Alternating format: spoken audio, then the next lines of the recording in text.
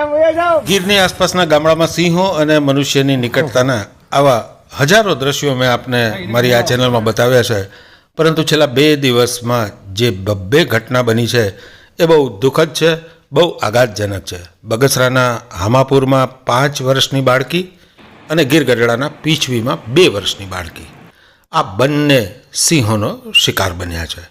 સિંહો માણસને ફાડી ખાય એવી ઘટનાઓ ના જ બને એવું નથી, કારણ કે સિંહ અંતે તો વાઇલ્ડ એનિમલ છે.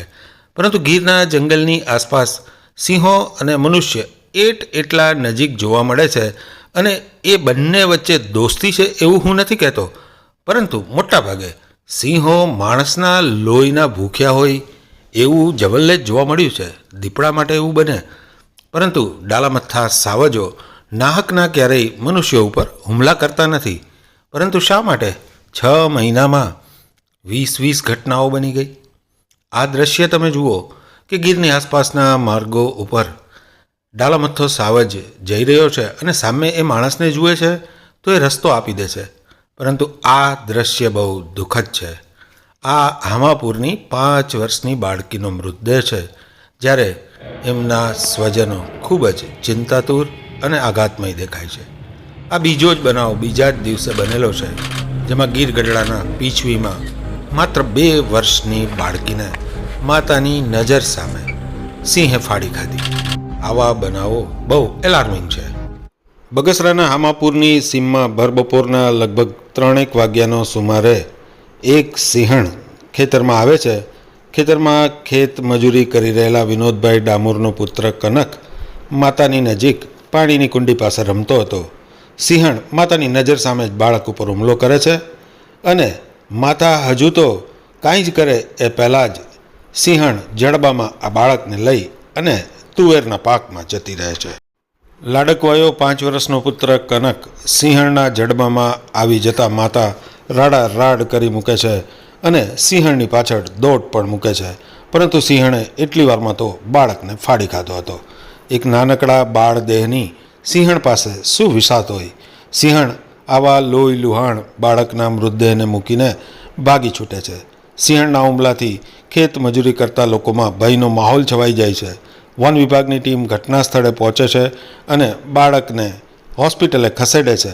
પરંતુ જ્યારે હોસ્પિટલે પહોંચ્યો હોય છે ત્યારે ત્યાં માત્ર એમના લાશના કેટલાક ટુકડા જ હોય છે, કારણ કે સિંહણ આ બાળકને ક્ષણવારમાં જ તહેસ નહેસ કરી નાખે છે અને સિંહણની તાકાત સામે એ બાળકના રામ રમી જાય છે. સામાન્ય રીતે દીપડા બાળકો ઉપર હુમલા કરતા હોય એવા બનાવો બન્યા છે, પરંતુ સિંહો બાળકો ઉપર હુમલા કરે એવું જવલ્લે જ બનતું હતું.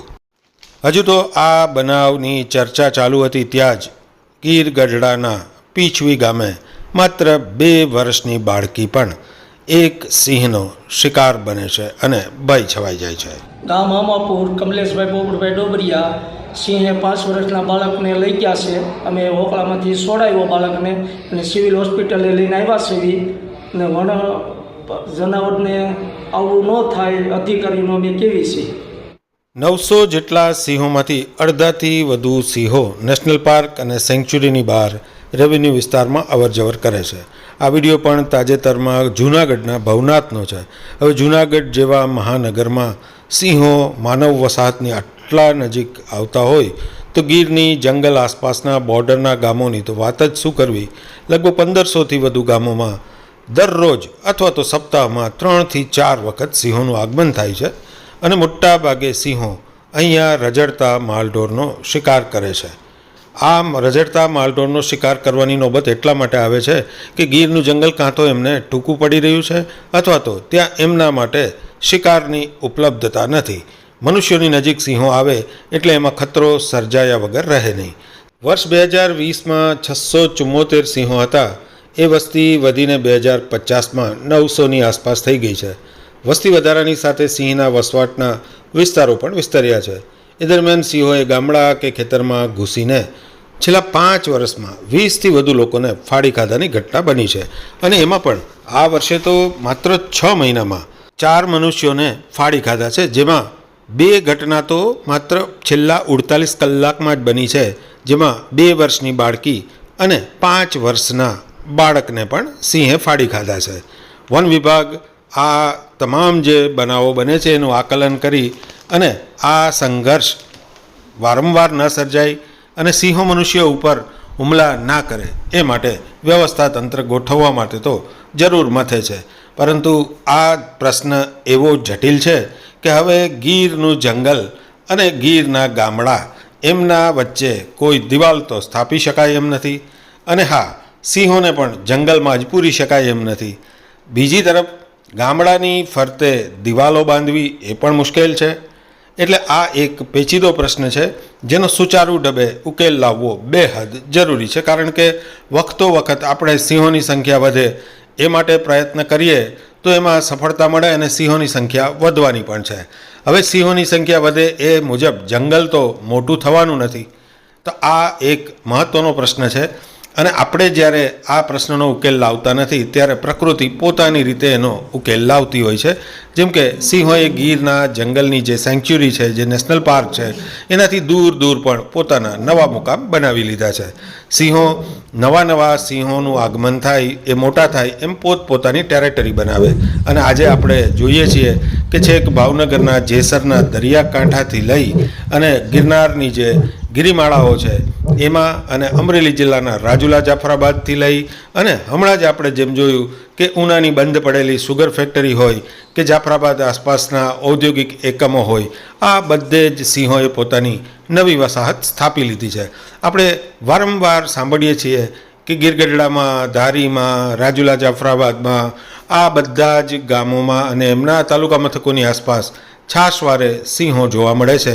એ દરિયાકાંઠે વિહાર કરે છે, ડુંગરો ઉપર વિહાર કરે છે અને લગભગ દરેક જગ્યાએ એ વિસ્તરણ પામતા જાય છે. જેમ કે 100 વર્ષ પછી એમણે બરડામાં પણ પોતાનો જે જૂનો મુકામ હતો ત્યાં નવી વસાહતની સ્થાપના કરી છે. તો આજે બરડા પણ સિંહોનું બીજું મુકામ બન્યું છે. પરંતુ અંતે તો નવા સિંહોને નવો વિસ્તાર જોઈશે અને ગીરની જંગલની જે બોર્ડર છે એમની આસપાસ સેંકડો ગામો વસેલા છે. ત્યાં માણસો પોતાના કામ ધંધા માટે બહાર નીકળે, ખેતરે જાય, તો આ બધી જગ્યાએ ક્યાંક ને ક્યાંક એ સિંહોના સંપર્કમાં આવવાના છે અથવા તો સિંહો પણ એમના નજીક આવવાના છે. તો જો મનુષ્યો અને સિંહો વચ્ચે સંવાદિતા રહે તો જ પૂરા એશિયામાં એશિયાટિક લાયન જે આપણા ગીરનું આભૂષણ છે એમનું જતન થાય, એ જળવાઈ રહે અને સાથોસાથ મૂલ્યવાન માનવ જિંદગી પણ બચી રહે. જો સિંહો મનુષ્યો ઉપર હુમલા કરતા રહે તો મનુષ્યોનો એમના સામેનો આક્રોશ વધવાનો છે. અત્યારે ગીરના લોકો સિંહોને બેસુમાર પ્રેમ કરે છે, પરંતુ મોટાભાગે એ તો સિંહો એમના ઉપર હુમલા કરતા નથી એટલા માટે છે. પરંતુ વન્ય પ્રાણી, વાઇલ્ડ એનિમલ જ્યારે સતત હુમલા કરે તો જીવવું મુશ્કેલ બની જાય. આ પરિસ્થિતિ ના સર્જાય એટલા માટે આપણે ભગવાનને પણ પ્રાર્થના કરીએ કે ગીરના જંગલની આસપાસના લોકો પણ સુરક્ષિત રહે અને ડાલામથ્થા સાવજોનું પણ જતન થાય.